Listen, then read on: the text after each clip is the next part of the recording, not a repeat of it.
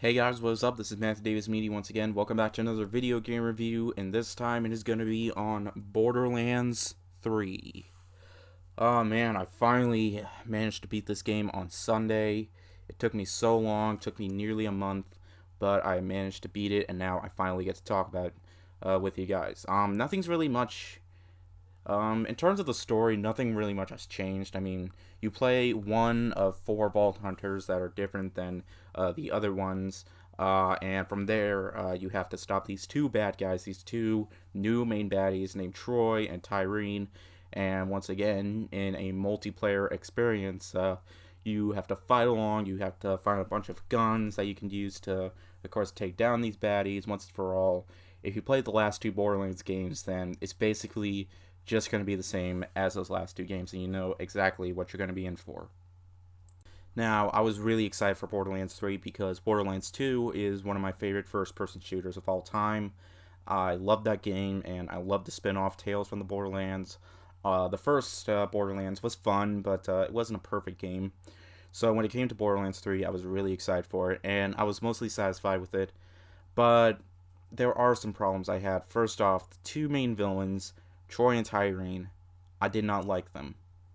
I did not hate them that I loved them. No, I just flat out hate them. They really weren't as memorable. In fact, they were pretty annoying and pretty generic.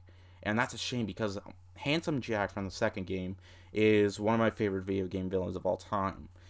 He was a villain that you just flat out hate, but you also love at the same time because he's serious, he's bad, and he can also be very comedic. He is the type of villain you want to see in video games more often.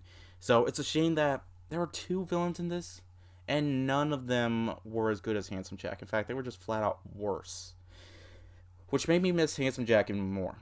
So this is what they're basically like.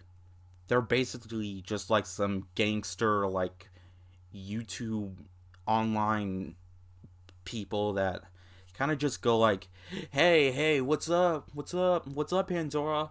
We're going to take over the world now, so yeah, just like and subscribe, and yeah, stuff like that.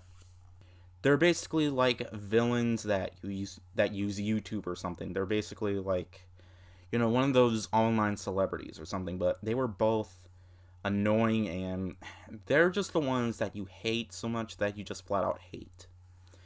And as for other characters, I didn't really care for any of the new characters. And that just had me thinking, why don't I like any of these new characters? I mean, it was great to see a lot of the old characters come back. Like, of course, my boy Claptrap had to come back, and Ellie had to come back from the second game, and Tina returns, who was called Tiny Tina in the second game, but she's a lot older now, who was just called Tina. That was great to see. And Reese from Tales from the Borderlands, who has a mustache now. That was really great to see. It was great to see all these old characters make a comeback for this third game, but it's really a shame that I did not really care for any of the new characters. I mean, there are some new characters that you meet during the side quests who I thought were pretty charming enough. They were definitely better than some of the side characters that you're with throughout your journey, like Ava. I didn't really care for her. But yeah, mainly Troy and Tyrene. They were just, I don't know what it was, but I mean, yeah, I do. Like, I just explained it to you, but for the most part, they were just the weakest aspect of the game. But hey, there was still a lot I loved about this game, okay? What's really great about this series is that you can play online with your friends, but online doesn't have to be, you don't have to fully play online like something like Destiny. You can play completely solo, which is what I did because I don't have PlayStation Network anymore, unfortunately. I really want to try getting back to that, but I played completely solo. I completed the entire campaign without any help of friends, which is kind of a shame, but I feel like Borderlands is way more fun when you play online with friends, which I'm sure a lot of people did. But anyways, when it comes to the Borderlands series, I expect like a lot of humor, and a lot of the jokes landed. Some of them didn't.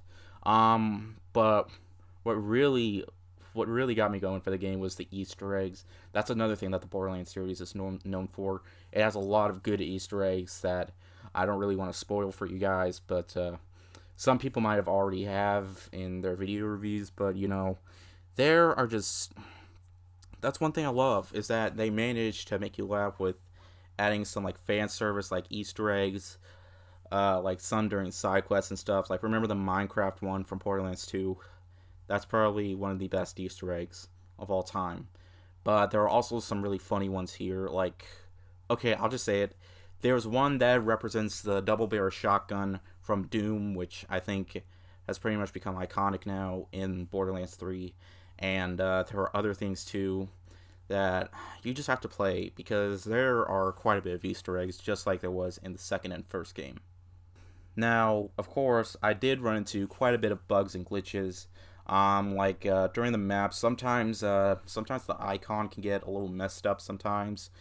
When I go into a map, I feel like I'm way underground, but the map is far up.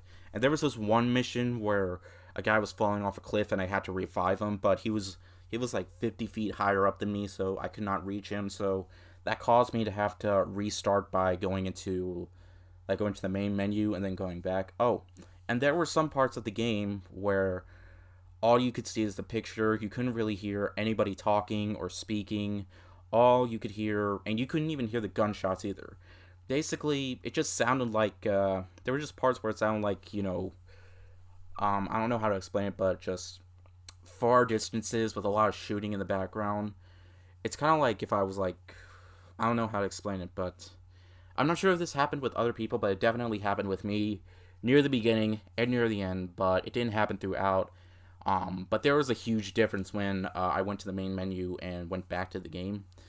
I would say if you played the game, you know what, I understand, but it's not something that hopefully has happened to everybody. With a few updates and patches, then it should definitely happen. I mean, this isn't an early access game, it's a full retail game, but graphics look absolutely fantastic for cel shaded graphics. Definitely the best looking Borderlands game in my opinion, although it runs like 30 FPS, where Borderlands 2, the Handsome Collection, I think ran at 60 FPS, which was kind of disappointing, but the game never glitched out or lagged. There were no crashes or anything like that.